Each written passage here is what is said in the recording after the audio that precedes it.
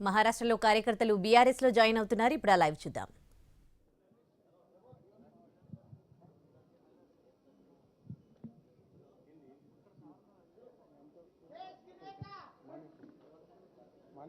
मराठी में बुला रहे थे।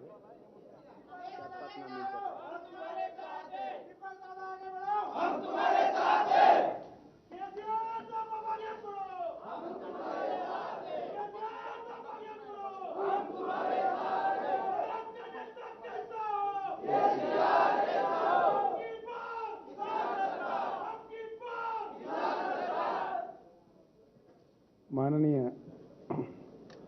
भारत राष्ट्र किसान समिति महाराष्ट्र विभाग के अध्यक्ष श्री मानिक कदम जी,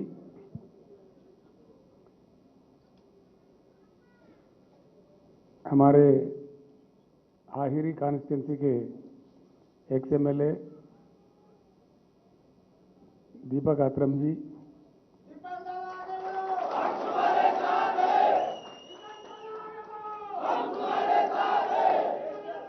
ये आगे बढ़ाने की बात नहीं, पीछे ढकालने की बात है। भाषण के बाद फिर बाद में बोलेंगे, ठीक है ना। अब यहाँ भी बोल रहे वहाँ भी बोल रहे तो गड़बड़ हो जाएगा, उल्टा हो जाएगा। देश अभी परेशान है और परेशान नहीं करना, ठीक है। पहले या बाद में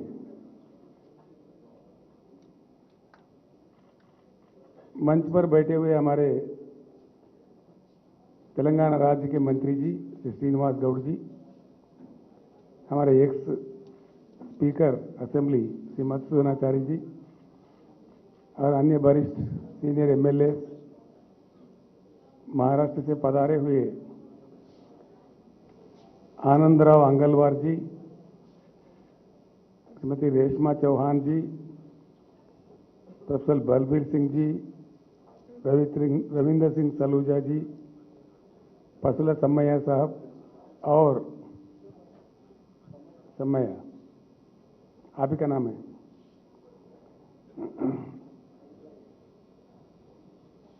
इन सभी के साथ चंद्रपुर, यवतमाल,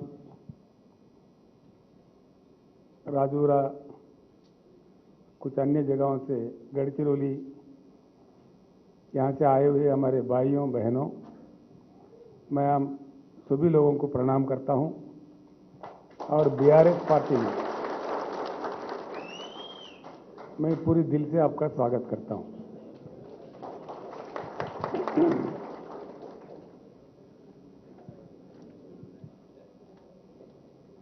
एक बात जरूर हम सब लोगों को सोचना है। कई मीटिंग आप सुने हैं इससे पहले भी, कई नेता, कई पार्टी, इसकी तो कोई कमी नहीं है देश में।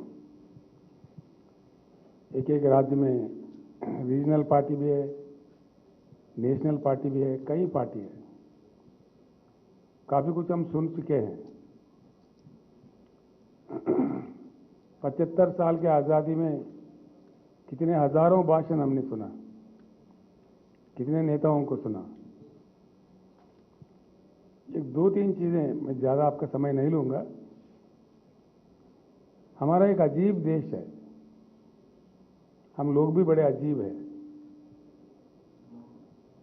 हम हमेशा जान के भी अनजान बन जाते हैं, जानकारी रखते हुए भी हमारा प्रतिक्रिया नहीं दे पाते हैं। किस जाल में हम लोग फंसे हुए हैं, इसका कारण क्या है, इस पर जरूर हमको चर्चा करना पड़ेगा। मैं आप सभी लोगों से विनम्रपूर्वक प्रार्थना करता हूं, आप अब जो भी यहां सुन रहे हो, यहां ही मत छोड़ो इसको। इस बात को जरूर अपने बस्ती में, अपने गांव में लेके जाइए और लोगों के बीच में बैठ के चर्चा कीजिए।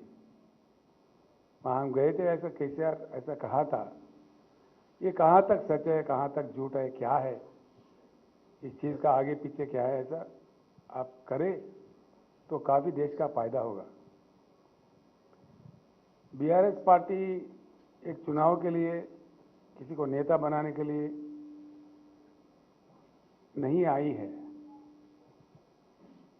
बीआरएस कोई एक राज्य का पार्टी नहीं है। भारत को परिवर्तन होना जरूरी है, पूरे भारत को। जब तक हम परिवर्तित नहीं हुए तब तक हमारा जीवन नहीं बदलेगा। बस भाषण सुनते रहोगे, कव्वाली सुनते रहोगे, सियासी नेताओं का गुणगान सुनते रहोगे, लेकिन हालात में कोई बदलाव नहीं आने वाला है। ये पक्का लिख के रखो आप, क्योंकि 50 साल से मैं भी राजनीति में हूं, मैं देख रहा हूं। एक ऐसी देश है हमारा, सब कुछ हमारे आंखों के सामने है, हमारे आंखों के सामने है। हमारी अपनी संपत्ति है, किसी से भीख मांगने की जरूरत नहीं है। दो ऐसी चीजें हैं जिसके लिए आज महाराष्ट्र तरस रहा है, सारे भारत भी तरस रहा है। महाराष्ट्र ही नहीं, महाराष्ट्र में जो हालत है करंट का, पानी का, ऐसे ही हालत पूरे भारत का है। पूरा भारत सिवाय तेलंगाना छोड़ के, एक तेलंगाना छोड़ के।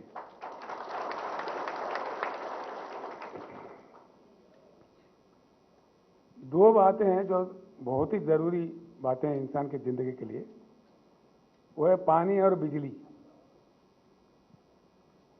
पानी जितना चाहिए होता है भारत के लिए, उससे डबल पानी हमारे देश में है। एक जरूर याद रखिए इस बात को। जितना पूरे भारत को चाहिए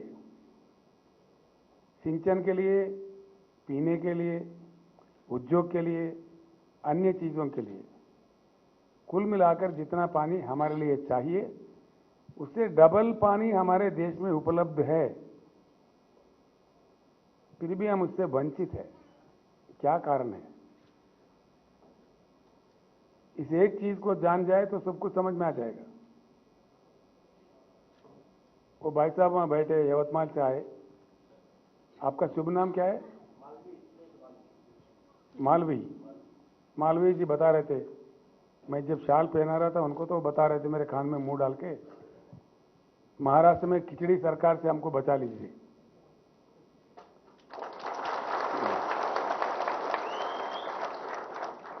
तो है, फिर क्यों वंचित है हम उससे? पानी के लिए हिंदुस्तान को ना रशिया को भीख मांगना पड़ेगा, ना अमेरिका से किसी से पूछने की जरूरत नहीं है, ना किसी की अनुमति की जरूरत नहीं है, हमारे अधिकार में है। फिर क्यों नहीं मिल रहा है पानी? इसका कथा क्या है? सियासत, राजनीति, पॉलिसी, संविधान आसमान में नहीं है, जमीन में है। मैं जमीन की बात कर रहा हूं। पानी के बिना जिंदगी नहीं है। और सबसे बड़ी बात यह है जिसकी हमें बिल्कुल फिक्र नहीं है, पानी किसी फैक्ट्री में नहीं बनाया जा सकता किसी भी कीमत पर। इंसान पानी को तैयार कर ही नहीं सकता। पानी भगवान का देन है, प्रकृति का देन है। आपने कभी देखा किसी फैक्ट्री में पानी बना कहीं? छोटी सी बात है, लेकिन ये भी हम कभी सोचा नहीं है, क्योंकि हमको ख्याल ही नहीं है इस बात के बारे में। पूरे दुनिया में पानी कहीं भी कोई फैक्ट्री में नहीं बनता। ये भगवान के फैक्ट्री में प्रकृति के जरिए हमारे पास पहुंच जाता है। बहुत ही अमूल्य चीज है, इसको ऐसा संभाल के रखना चाहिए। लेकिन हमारा देश बड़ा अजीब, हमने बाढ़ भी देखा है। कई प्रांत हमारे देश में बाढ़ से प्रभावित है, अतिवृष्टि से, अनावृष्टि से हमने सूखा भी देखा है। फिर भी हमारे पास कोई सब अपने हालात पे मुतमईन है। ना नेता को चिंता है, ना हमको चिंता है। नेता को चिंता इसलिए नहीं है कि आप बराबर उनको वोट दोगे ना, किसी न किसी को तो दोगे ही, फिर क्या चिंता पड़ी है? उनका तो दुकान चल ही रहा है, एक से नहीं चलेगा तो वही का चलेगा। तो हमारे क्या फिक्र है? और कितने किसान मरो, कितना किसान आत्महत्या करो, हमको क्या पड़ी है? हम तो बेवकूफ है एक महीने में।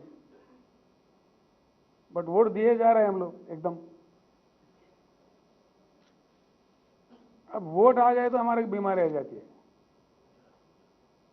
वोट जैसा आ गया कहीं कहीं किस्म की बीमारियां लग जाती है, जातिवाद का बीमारी, धर्मवाद का बीमारी, हम बढ़ जाते हैं। अरे भाई हमारे बौने साहब है, हमारे साले साहब है, उन्होंने फोन करके बोला भाई मुंबई से मुझे उधर ही देना पड़ेगा। वोट इतनी अमूल्य चीज है जो अपना जीवन का मतलब पूरा नीचे या ऊपर करने वाली चीज है। लेकिन हमारे देश में हम यूं ही दे रहे वोट। किसको दे रहे, क्या दे रहे, क्यों दे रहे, वो जिसको भी दे रहे देने का मतलब क्या है, इसको बिल्कुल समझना चाहिए। अगर नहीं समझेंगे तो खत्म मामला यही रहेगा। जो लोग चंद्रपुर से है, जो लोग गढ़चिरौली से है, बड़ा अजीब लगता है भाई। गढ़चिरौली से लग के गोदावरी बहता है, इतनी महान नदी, गढ़चिरौली में पीने का पानी क्यों नहीं है? क्या कथा है ये किसकी कमजोरी है? सुबह है, बहुत जबरदस्त है, आमदार है, खासदार है, चीफ मिनिस्टर है, मंत्री है, किस चीज की कमी है? असेंबली है, मंत्रालय है, फिर हो क्या रहा है? और पानी जितना हमको जरूरत है, इस बात को जरूर याद रखें। बरसात होती है हिंदुस्तान में 1,40,000 टीएमसी की, 1,40,000 टीएमसी, जिसमें से आधा पानी जब बरसात होते रहती है बाष्पीकरण होता है, एवापोरेट हो जाता है। उसके बाद 70,000 टीएमसी पानी, शुद्ध पानी, जो हम हर चीज के लिए इस्तेमाल कर सकते हैं, वो अपने नदियों में बहता है। भारत का भूमि, अमेरिका देश है हमसे 2.5 गुना बड़ा है, चाइना देश है हमसे 1.5 गुना बड़ा है, लेकिन उनके पास कृषि वाला भूमि, जो कृषि योग्य भूमि है, बहुत कम है हमसे। अमेरिका के पास 19% है, चाइना के पास तो 16% ही है। हम भारतवासी इतने खुश नसीब है कि सीधे ही हमारा भूमि 50% भूमि कृषि योग्य भूमि है भारत में, 50%। भारत का पूरा भूमि है 83 करोड़ एकड़, 83 करोड़ एकड़। अगर एकड़ में हम मापे इसको तो 83 करोड़ एकड़ की हमारी भारत की पूरी जमीन है, जिसमें सीधे ही 41 करोड़ एकड़ कृषि योग्य भूमि है। तो क्या होना चाहिए? हमारे देश पूरी दुनिया को खिलाना चाहिए। हिंदुस्तान का जो शेतकारी है, शेतकार बोलते हो आप, शेतकारी, मुझे बार बार बोलना पड़ेगा, देखो थोड़ा। अरे फिर कोई जरा उनको पकड़ लो भाई।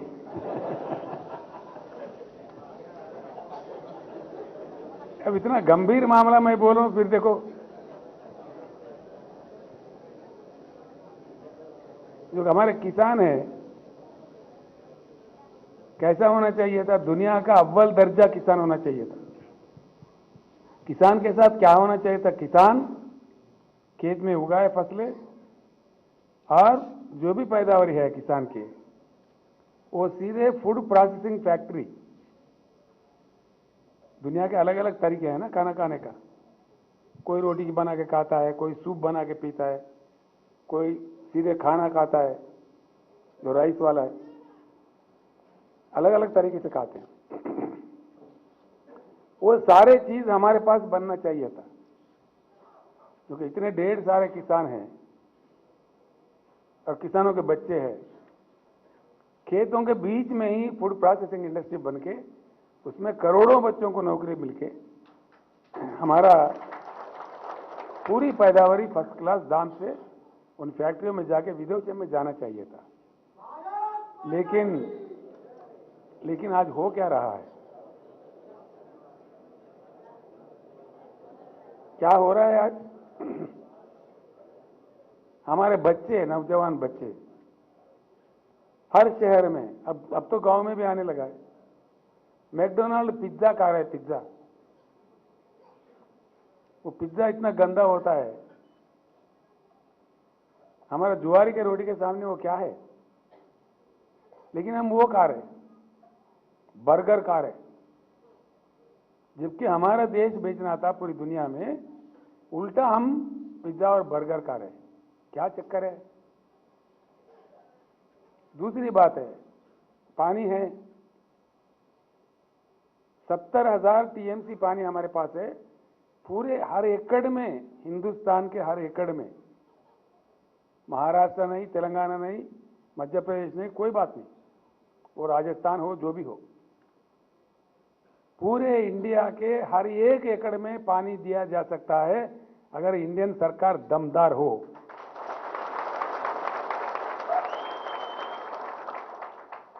100% सही बात है। ये आंकड़े मेरे नहीं है, मैं जो आंकड़े बता रहा हूं मेरे नहीं है, सेंट्रल गवर्नमेंट के, सेंट्रल वाटर कमीशन के आंकड़े हैं। पूरी हर एकड़ में दिया जा सकता है, फिर क्यों नहीं दे रहे भाई? पानी जा रहा है कहां पे? हमारे आंखों के सामने गढ़चिरौली जिले से, सिरोंच तालुका में से सीधे जा रहे बंगाल की खाड़ी में। बस हम बैठे हैं अपनी जगह। हमारे नेता, हमारे मुख्यमंत्री, हमारे प्रधानमंत्री सभी के सामने बह रही है। कितनी बड़ी गोदावरी जाती है सिरोंच के पास, आप लोग सभी जानते हैं। अब सवाल यह है, अब 75 साल में जो मजाक हमारे साथ हुआ, हमारे साथ जो खिलवाड़ हुआ, ये ऐसा ही चलते रहे या ये बंद हो और बहती पानी हमारे भूमि पे आ जाए, हमारे प्यासी खेतों में आ जाए, लोगों को पीने का पानी भी आए, ये हो या ना हो, ये सवाल है। भारत राष्ट्र समिति इसीलिए पैदा हुआ है, ये नाटक बंद करके, बहती पानी पूरी अरेस्ट करके, बांध बना के कम से कम समय में पूरे खेतों में पानी भरना है, सोना उगाना है, किसानों के घर माला माल होना है। ये भारत राष्ट्र समिति का शपथ है। ये होना कि नहीं होना, ये सोचिए, इस बात को ध्यान में रखे सोचिए। तेलंगाना में हर घर में नल है, हर घर में पानी, जो पीने का पानी है उसकी व्यवस्था, एक यहाँ पे योजना है, उसका नाम है मिशन भगीरथ। उसमें पानी ऐसे ही नहीं छोड़ दे, उसके पानी से टेस्ट करते हैं छोड़ने से पहले, जो अमेरिका में भी नहीं करते। मॉडर्न टेक्नोलॉजी है। हैदराबाद के जो बंजारा हिल्स है, जुबली हिल्स है, जहां बहुत बड़े करोड़ोंपति अरबोपति रहते हैं, यहां बंजारा हिल वाला अरबोपति जो पानी पीता है, हमारा आदिलाबाद जिले में जंगल में गोंड भी वही पानी पीता है। हर घर में नल है, हर घर में, पूरे मकान में, और हर दिन शुद्ध पानी उनको मिलता है, भरपूर पानी मिलता है। महाराष्ट्र में ये क्यों नहीं? कितने नदी निकलते हैं महाराष्ट्र से, डजन के ऊपर है। पेनगंगा, वेनगंगा, वारदा, गोदावरी, मूला, प्रवरा, कृष्णा, पंचगंगा, कितने हैं, मंजीरा, भीमा, बहुत लंबा चौड़ा लिस्ट है। जहां से इतने सारे नदियां निकलते हो, प्रकृति ने इतना दया दिया है महाराष्ट्र के पावन धरती पे, फिर क्यों हमारे लोग प्यासे हैं? पानी के लिए क्यों तरसना पड़ता है? मैं गया था वहां, कौन सा वो, औरंगाबाद में, वहां बोले भाई 8 दिन में एक बार आता। अकोला वाला था, अकोला वाला बोले अकोला में भी यही हालत है।